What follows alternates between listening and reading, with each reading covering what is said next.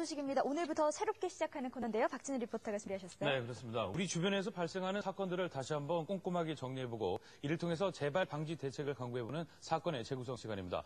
오늘은 그 첫 번째 시간으로 차량을 통해서 노출되는 개인정보의 위험성에 대해서 짚어봤습니다. 함께 보시죠. 현재 국내에 등록된 차량은 약 1,700만 대. 주차난 때문에 연락처는 물론 주소까지 남겨놓는 요즘. 당신의 개인정보는 안전할까요? 되겠어요? 인체가 나올 수가 없다니까. 과연 그럴까요? 주차 스티커를 통해 유출되고 있는 개인정보. 사건의 재구성에서 그 위험성을 짚어봤습니다. 지난 3월 중순 지방의 한 아파트에서 강도 사건이 발생했습니다. 피해자는 30대 독신 여성. 범인은 집안에 숨어 피해자를 기다렸다가 흉기 위협하고 금품과 신용카드를 강탈했는데요. 일주일가량 범행을 계획하며 미리 CCTV 위치까지 파악한 범인, 치밀함을 보였습니다. 얼굴이 보이지 않도록 고개를 숙이고 엘리베이터를 탔고 미리 피해자의 집에 침입해 기다렸다가 범행을 저지르곤 유유히 사라졌습니다. 하지만 현금 300여만 원을 출금하다 덜미가 잡혔는데요.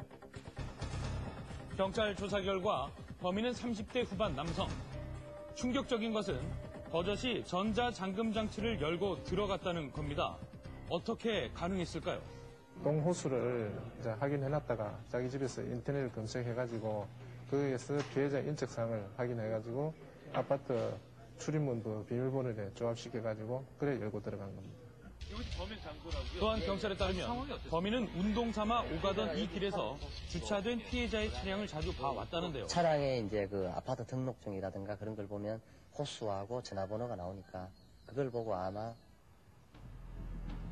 바로 이 주차관리 스티커에 적힌 집 주소와 연락처를 단서로 인터넷을 통해 알아낸 주민번호가 비밀번호와 일치했던 겁니다. 주차 스티커에 주소까지 적을 필요가 있었을까? 관리사무소를 한번 찾아가 봤습니다. 대부분의 아파트들이 그렇게 합니다.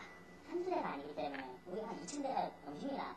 그렇다 보니까 동물수가 명시가 되어 있다면 급하게 핸드폰도 안 될 경우 그리고 핸드폰으로 빨리 연락하는 것보다는 또 이 초소 같은 경우에는 이제 세대 인적선을 해가지고 연락을 한다든가 이렇게 몇 손을 안 하니까. 효율적인 주차 관리를 위해 어쩔 수 없다는 얘기. 그렇다면 아파트 주민들은 이번 사건에 대해 어떻게 생각할까요?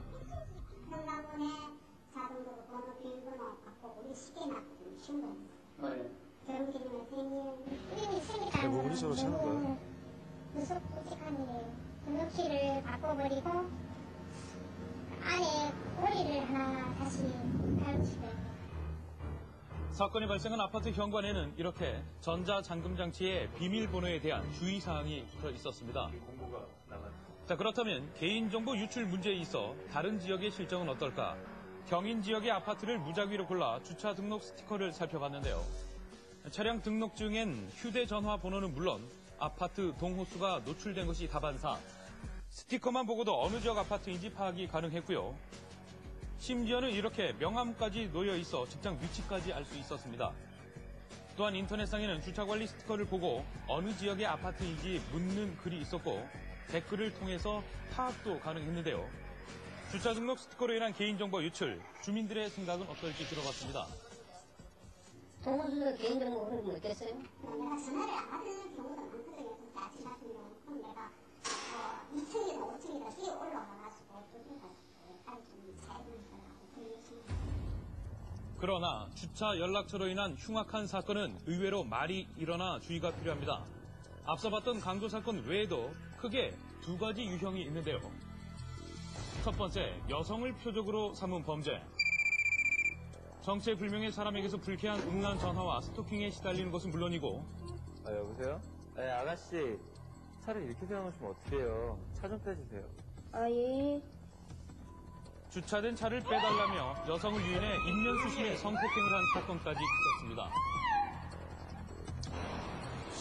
작년 겨울 정체불명의 남자에게서 전화 스토킹을 당했다는 피해자 김 씨의 얘기를 한번 들어보시죠. 어떤 그 남자가 돌아다니면서 각 차들 번호랑 연락처를 적고 있더라고요. 그래서 기다리다가 그분이 가면 이제 나오려고 다시 기다렸는데 안 보이더라고요. 그래서 제가 차에서 내려서 올라오려고 이렇게 오는데 그분이 안 가시고 딴 데 이제 적다가 다시 제가 사람이 보이니까 제 차도 번호랑 연락처를 적는 거예요. 그리고 저를 한번 이렇게 휴대폰 위아래로 훑어보더니 그날 이후 밤마다 발신번호 표시 제한으로 뜨는 불쾌한 전화가 걸려왔다고 합니다.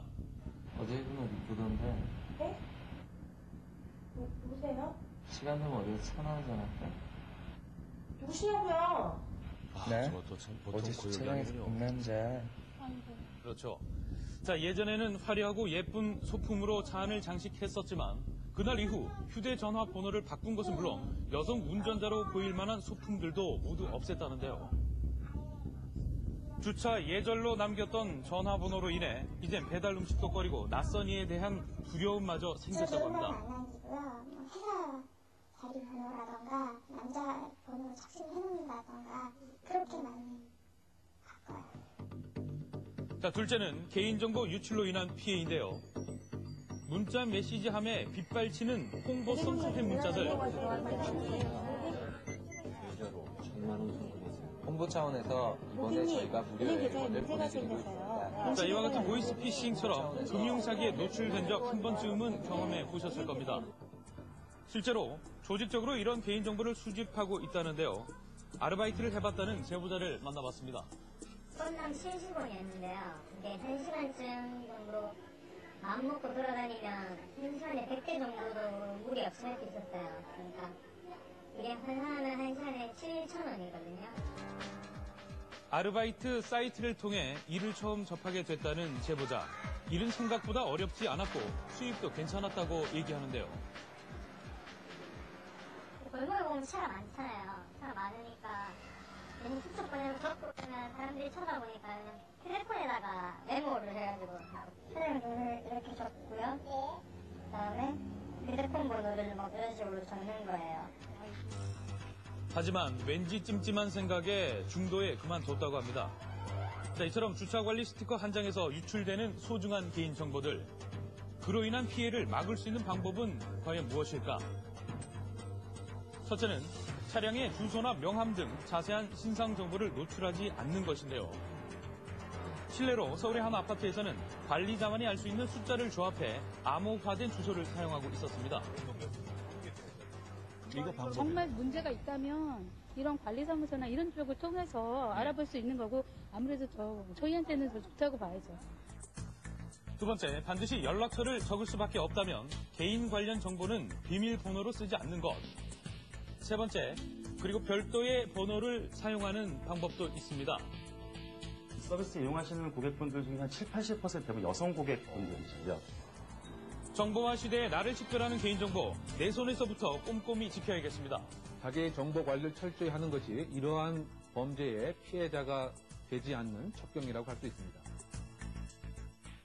아마 스티커 없는 차량이 거의 없죠, 요즘? 네. 다 아파트에 계신 분들은 또 이 필요상 어쩔 수가 없는 부분인데, 아까 보니까 대안이 하나 나왔는데, 암호화해서 꼭 필요한 경우에는 관리소에 연락을 해서 다시 한번 파악을 하는 이런 방법도 있을 것 같기는 합니다만, 의외로 개인정보 유출이 참 쉽게 노출되어 있군요. 네, 그렇죠. 지금 주차되어 있는 차량도, 제 차량도, 그리고 신동호 아나운서의 차량도 어딘가에 노출되고 있을지도 모릅니다. 그렇죠. 실제로 아파트나 주택가를 돌면서 봤더니 상당히 많이 노출되고 있더군요. 특히 아르바이트를 했다는 그 제보자, 그런 행위에 대해서는 현재 마땅한 법적 제재가 없다고 하니까 더 한심한 노릇입니다. 그러네요. 예, 어떤 조사를 보니까 하루에 오는 스팸 메일이나 스팸 문자 지우는데 한 40분 정도가 소요된다 그럽니다. 그러니까 엄청난 정신적 스트레스, 경제적 낭비인데 물론 잔머리 굴리시는 분들 좀 없어져야 되기도 하겠지만요. 우리부터가 조심해야 될 게 아파트 우편함에 있는 것 가지고도 자료가 셀 수도 있고요. 그렇군요. 또 양심 없이 이런 거 돈 몇 푼에 팔아버린 분들이 있는데 이런 분들이 없어져야 모든 사람들이 남을 배려하는 진심이 보상받을 것 같습니다. 네.